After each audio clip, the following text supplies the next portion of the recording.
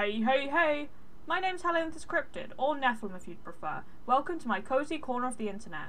This is the fourth installment of the Mulan AU fanfiction written by XX Cypress Minerva XX entitled Eijirou. Not everything works out as I planned and I didn't end up going to the con, but I decided to take the energy that I would have lost if I'd went to the con into what I can do at home, such as read to you lovely people and get into cosplay and record TikToks. Among other things, every cloud has a silver lining after all. The summary of this chapter is as followed. I am so dead! He shoves the dragon head off of him, watching as it too crumbles to dust. I'm never going to do this by myself. Eijirou's as good as dead. For some reason, that thought alone makes him feel sick. He had known Eijirou forever, even if he never really talked to him. The guy was freakishly stubborn, but he had a good heart. Maybe in another life, they would be best friends. Then he sighs. He and Eijirou were similar, really. They just wanted to prove themselves. That was why Eijirou went off on this suicide mission, right? He wanted to prove himself. To be strong. This chapter is actually the one I have been most excited to voice. So I won't make this intro any longer. Now I implore you to sit back and relax whilst I read to you.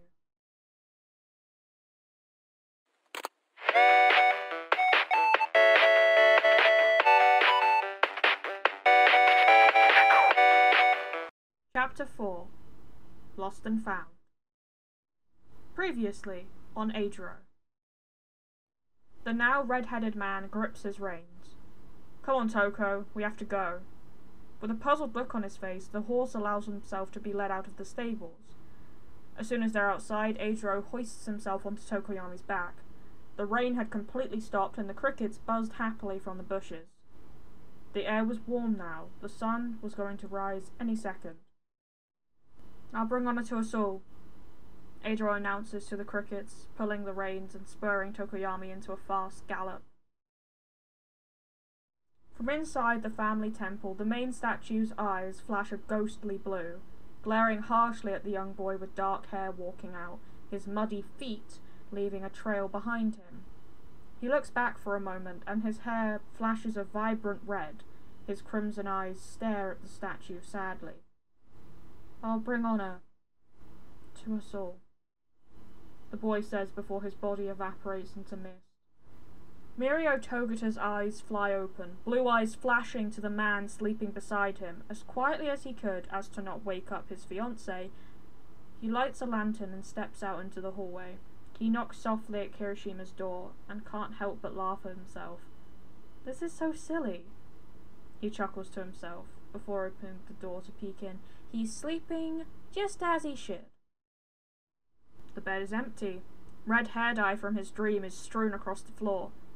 Kirishima's. Mirio bursts into Taishiro Toyomitsu's room, trying to keep his voice even as panic floods his veins. Kirishima was a great guy, he knew. Strong, kind, loved his family, heroic. Kirishima's gone! Those words caused Toyomitsu to stir, sitting up quickly. No, the older man breathed, scrambling out of bed and reaching for the lantern on his bedside table. His fingers brush a slip of paper, and in the dim light he can make out his son's familiar, messy handwriting. It can't be.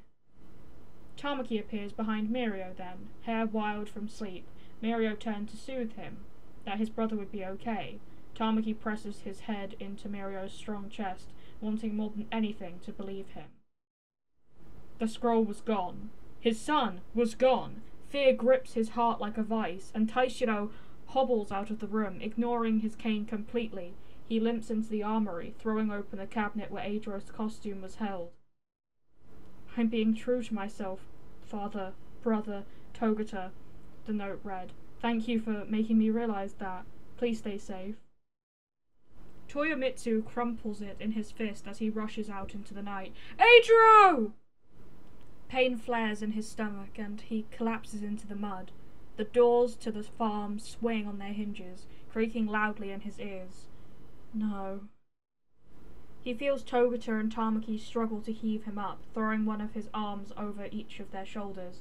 Taishiro hangs his head in shame and Tamaki's lip trembles. I'll go after him, Togata says, sadness twinging his voice. I can still stop him. Togata falls silent as Toyomitsu stares at the gate with a hopeless expression on his face. Tamaki covers his mouth with his hand, and his bangs cover his eyes as he starts to cry. If you go, you will have to fight as well. They won't let you leave. His voice is low and void of emotion. Togata had never seen him like this, so broken. He will not die. He's resourceful. He will not die. Taishiro can only pray that he's right. Togata looks at the two of them, Fat Gum, then Tamaki. He bows his head. Ancestors, hear our prayer. Watch over Kirishima. As the sun began to rise, silence fell over the family temple. Then suddenly there's a howling gust of wind that tears its way through the cold and dreary temple, extinguishing the burning incense with a flourish. The kanji carved into the smooth surface of the stone begins to glow a soft blue, and the first ancestor rises, long beard swirling in an unseen wind. With a sweeping arc of his sleeves, he lifts his arm, blue and white lights trailing from his ghostly body.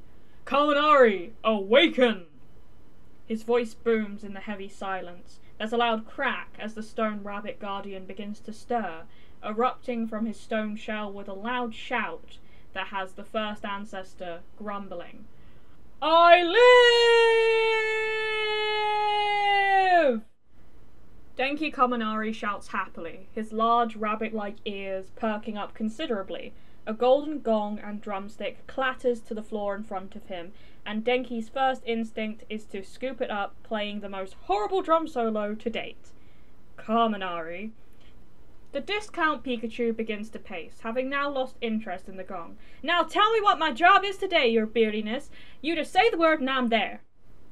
Kaminari. Anybody who's foolish enough to threaten our family, vengeance will be mine! The first ancestor can't help but roll his eyes as Denki rubs his rosy cheeks trying to look menacing as small bolts of electricity buzzes to life. Kaminari!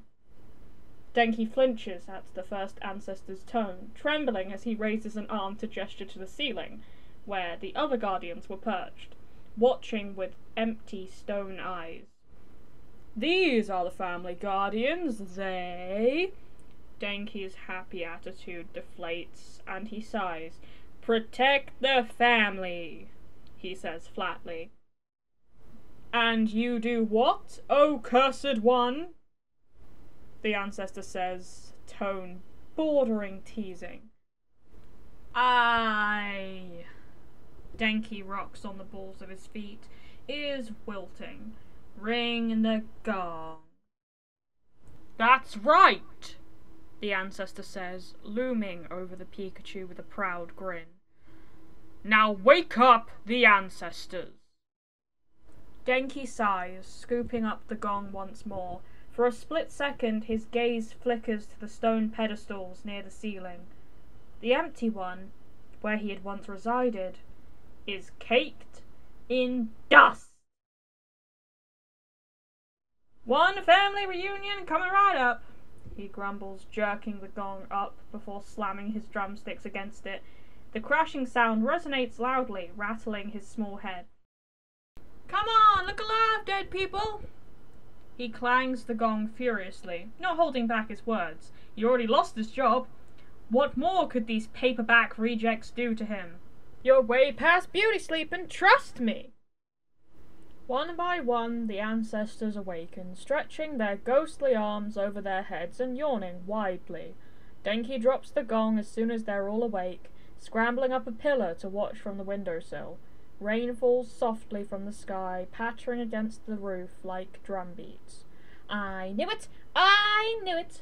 One ancestor says disdainfully, crossing her translucent arms over her chest. She glares over at the ancestor closest to her, jabbing her cane in his face.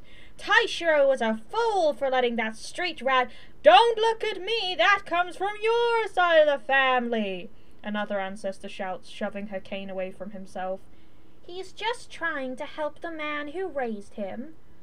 An older woman cuts in, ghostly hair standing up straight as another ancestor bumps up against her, counting furiously on his fingers. But if he is killed, especially with the other boy getting married without the matchmaker's consent, dishonor will come to the family, he says furiously, counting 4, then 2 fingers on both his hands.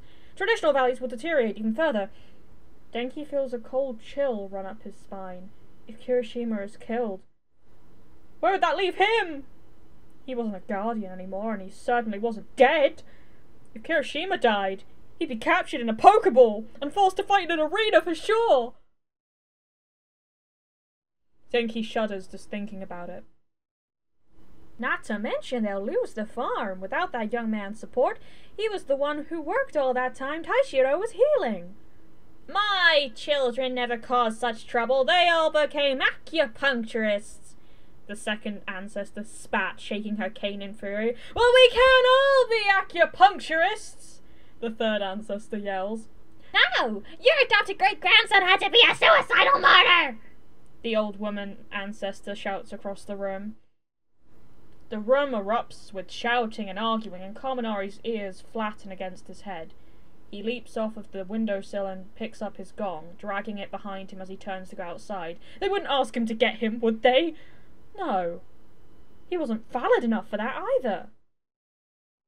Let a guardian bring him back, an ancestor shouts, his deep voice ringing loud over the shouting.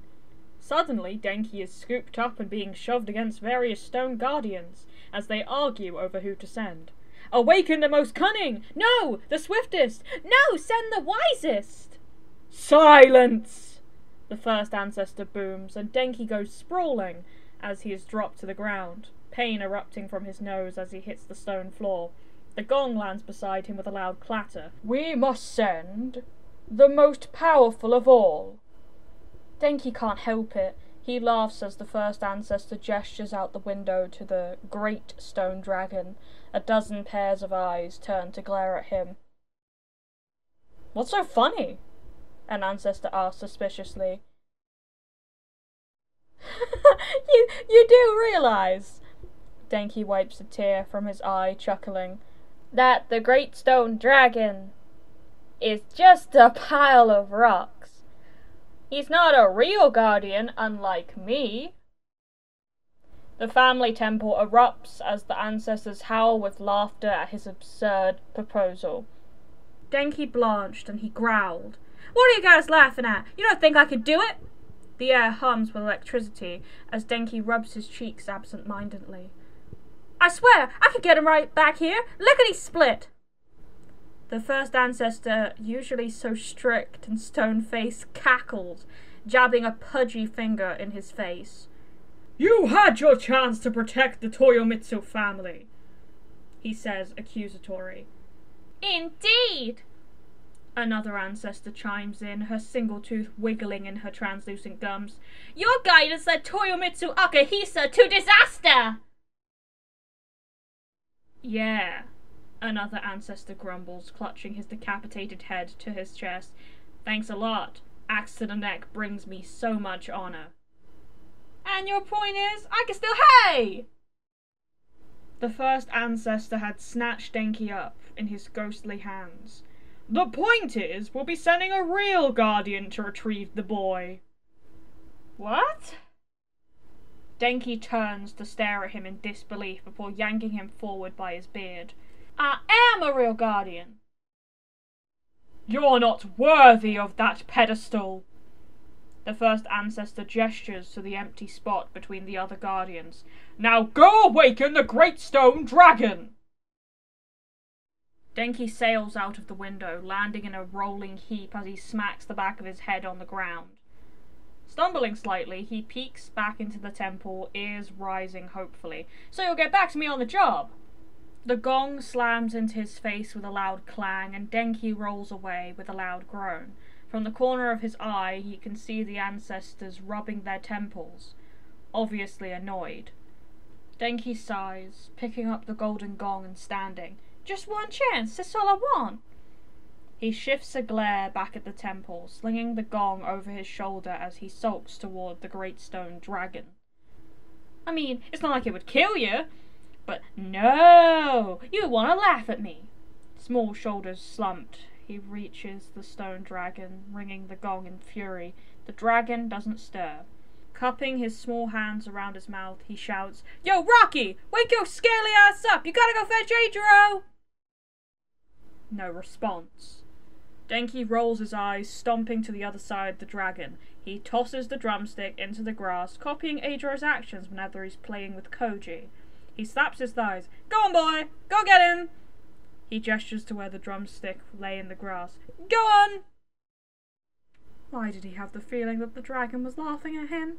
Groaning, he clambers up to the dragon's head, snarling in his face. You're kidding, right? He smacks the dragon's stone ear with the gong in a fury. Hello? Hello? Hello? Hello! The stone ear crumbles before breaking off.